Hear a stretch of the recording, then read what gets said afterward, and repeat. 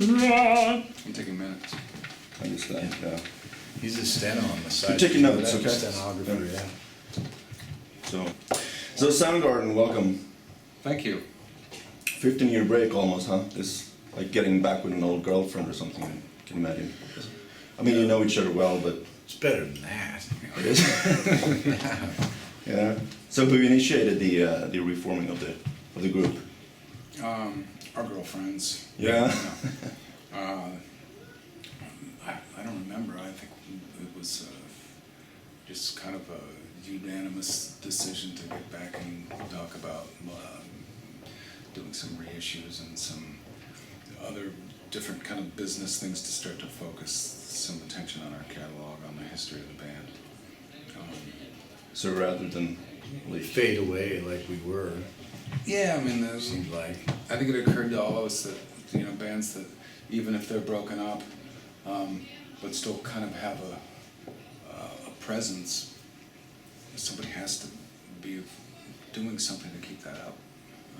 And no one was doing it for Yeah, us. we had no label doing that, we had no management doing that, nobody in the band. You have to do it yourself. Yeah. Did you miss Soundgarden? Like your I idea? did. Hiatus? Yeah. Yeah? I did.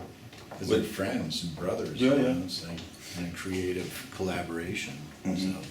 You know, you can't really go through like that much living with three other people and then not kind of, for example, wonder what they would think about something when you see a new movie or you hear a new song or see So- a new band, that kind of thing. So. But you guys didn't hang out at all during the... No, like Chris and Matt were busy, like touring and doing stuff, and Kim stays home a lot, so do I, so. And then, yeah, like in whatever it was, 2003, I left. I moved out of Seattle. Yeah, you were, so I wasn't and out of the country mostly too, Oh, so. yeah. Yeah, Phil, we didn't have that proximity. But like when Chris would come to town with Audio Slave, he'd let us know, you know, put us on the list, I'd go down and see him. Okay. But it wasn't much more than that. And Matt would probably be on tour with Pearl Jam at the same time, Yeah. so. Okay. So, you got together and you started working from scratch, or was there like song ideas laying around that you tried to put There together? were both things. I mean, we had new ideas right away, and we had a couple of old things, you know, that either everyone knew about or nobody knew about. But we had both things, but it was mostly new. Was it easy to like find your way back to the Soundgarden sound again? That was already, like, it was just kind of there. Yeah. Yeah. Because I don't think that's nothing that we ever actually tried to define in the first place. So we didn't really have to worry about like finding it again. Yeah, it's not like missing armor in some weird wardrobe off on the other side of the world, you know? It's like, it's just how we breathe and play, so Yeah. it was already there. And you say you picked up where you left off with the Down on the Upside. I think note for note. I think it ends on this one note and we start. Yeah. Yeah, because the Been new way single, too long on the same note. because the new single sounds so much more energetic and more like you're awake. See, I- physically old doesn't mean old, does it? No, Right? feels like you're fresh in the head. Exactly. So that's kind of the cool. I wouldn't say that Down on the Upside was a lazy album, but it had like a... It was moody, and Yeah. This album is moody at times too. But and I think it's also, and sometimes it's just kind of coincidentally we have these ideas. You know, it's not like one of us or two of us went away and said, "Well, we need more energy," or Yeah, exactly. or like our songs are too slow. It just sort of came out that we worked on and actually finished some music with some tempo, I I guess. like what you were talking about the production too, because by the time I'm Down on the Upside, we were focusing more on what we actually sound like in the room instead of like overproduced and glossed or whatever. Yeah. And this one picks up right from there, but we have our skills in the studio down better, so it's Yeah. actually more.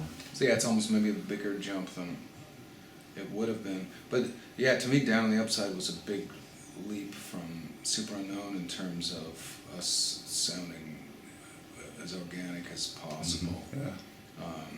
And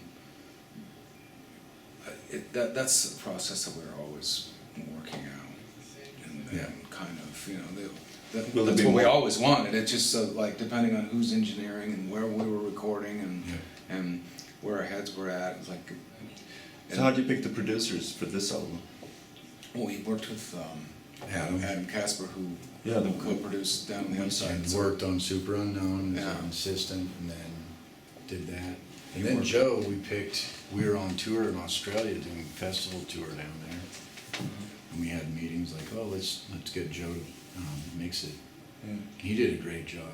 Yeah, he's a big part of this record too. I think it turning out the way it did, and you know, the way I feel about it, in terms of like also kind of one-upping maybe the last record that we did, in that we're walking that fine line between just that sort of harmonic tension and sonic tension, and but not having it sound like just noise. You know, that we need that tension and that energy, but you also always, you know, you want to be able to hear all of the different little voicings and all of the different little parts that we layer in, and you know what the words are. And like, Yeah, I read there's something like about- practical things, and then there's the wanting that to also be, you know, have as much tension as you can have in there while still being able to know where you Electricity in are. life, yeah. I think this one actually comes closest to that, production-wise. Mhm. Is Soundgarden here to stay now? Will there be? We're not leaving this room. You're not leaving We're the gonna have to go get Thank us you. some diapers, and some Yeah. granola. And oxygen tanks. So what do you think? Will you stay for another record? I think if we learned anything, it was that we don't really need to worry Go about being anywhere. apart together. You know, that doesn't. We can always be Soundgarden, and when the time is right, we want to write new songs, we will, and you know, we want to go play some shows, we will, and Will Matt still be playing for Pearl Jam at the same time? Most likely. we'll conference them in. Yeah. Pearl Jam. Is he able to Do you think you guys will steal keep some Matt? Pearl Jam elevator riffs for you to make songs out of? No, we do all our own writing. Matt has all his own Yeah, Matt riff writes. ideas anyway. Yeah, Yeah. He doesn't need anybody else. yeah.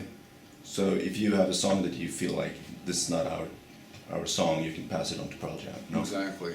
Maybe. Well, I don't know. Lastly, what's the strangest thing you've eaten? I ate some lasagna today that was pretty strange. Molten Yeah. hot. Yeah. Well, it was like a dish about that big, and it was extremely hot, and then under like the first layer of cheese and pasta was a human hand. And, That sounds and it scary. wasn't that big, so it could have been a child's hand, which is not cool. Yeah. Then it had this I weird don't agree silver with that. chain coming out the bottom where like a drain in a bathtub would be. Yeah. And on the other end of that was the planet that I was eating. So it was really weird. So I guess you sent it back then to the kitchen. No. Did you floss? Yeah, I ate the hell out of my planet, but Soundgarden, thank you for coming. Thank you.